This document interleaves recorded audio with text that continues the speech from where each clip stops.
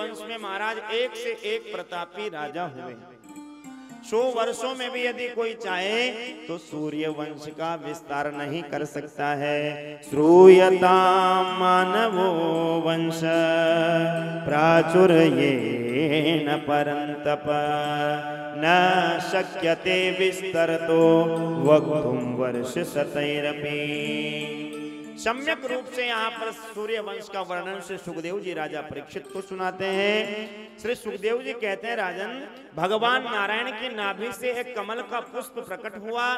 उस कमल के पुष्प के ऊपर ब्रह्मा जी का प्रादुर्भाव हुआ और ब्रह्मा जी से मरीचि, मरीचि से कश्यप ऋषि, कश्यप से विवस्वान सूर्य और सूर्य से श्राद्ध देव मनु का प्राकट्य हुआ। और इसी सूर्य वंश में श्रद्धा देवी के यहाँ पर 10 पुत्रों का जन्म हुआ, जिनका नाम इक्ष्वाकु, नृग, श्रयाति, श्रयाति, धृष्ट, धृष्ट, करुषंद, नरिषंद, प्रशंद, नभग और कवि है।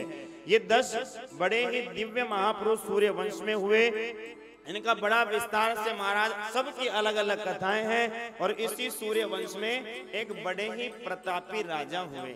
ऐसे अद्भुत राजा हुए जो पूरी सार्वभौम पृथ्वी के सम्राट होकर भी, पूरी पृथ्वी के राजा, पूरी पृथ्वी के राजा होने पर भी भगवान की सेवा अपने हाथों से करते हैं। अपने हाथों से गेहूं पीसते हैं, अपने हाथों से भोजन बनाते हैं, अपने हाथों से ठाकुर जी को भोजन भोग लगाते हैं। आजकल किसी के पास 2, 5, 10, 20 करोड़ रुपया आ जाए ना, तो भगवान की सेवा के लिए भी दूसरे लोगों को रख लेते हैं, खुद भगवान की सेवा नहीं करते। हाँ भाई, हमारे तो ऑफिस का समय हो जाता है, इसलिए समय नहीं रहता। पंडित जी आप आ जाना, आपको दे देंगे 11,000 रुपए महीना, आप कर लिया करो ठाकुर जी की सेवा। ऐसे लोगों के भाव हो जाते हैं। लेकिन ये सूर्य वंश में ऐसे राजा हुए जिनका नाम है अम्बरीश जी।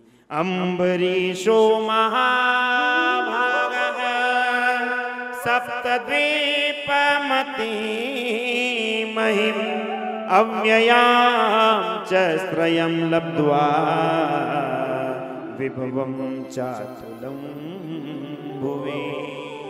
पूरी पृथ्वी के सम्राट होने पर भी भगवान की सेवा में तत्पर है। और स्वयं ही नहीं, अपनी पत्नी को भी अम्बरीश जी ने भगवान की सेवा में लगा रखा है। अपने पुत्रों को भी भगवान की सेवा में लगा रखा है।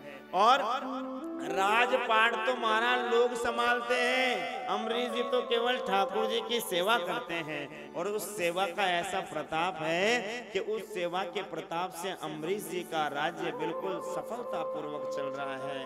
सभी उस राज्य में अम्बरीश जी के शासन में सब बड़ी प्रसन्नता से रहते हैं। कोई लड़ाई झगड़ा किसी में नहीं होता, किसी के घर में कलेश नहीं होता। और महाराज सब प्रसन्नता से भगवान का भजन करते हैं, भगवान का सिमरन करते हैं। क्यों? क्योंकि जहाँ का राजा ही ऐसा होगा तो वहाँ की प्रजा कैसी होगी। जहाँ का राजा ही श्रेष्ठ हो जाए, जहाँ का राजा ही भक्त हो जाए, वहाँ की प्रजा में तो अपने आप भक्ति की लहर दौड़ने लगती है।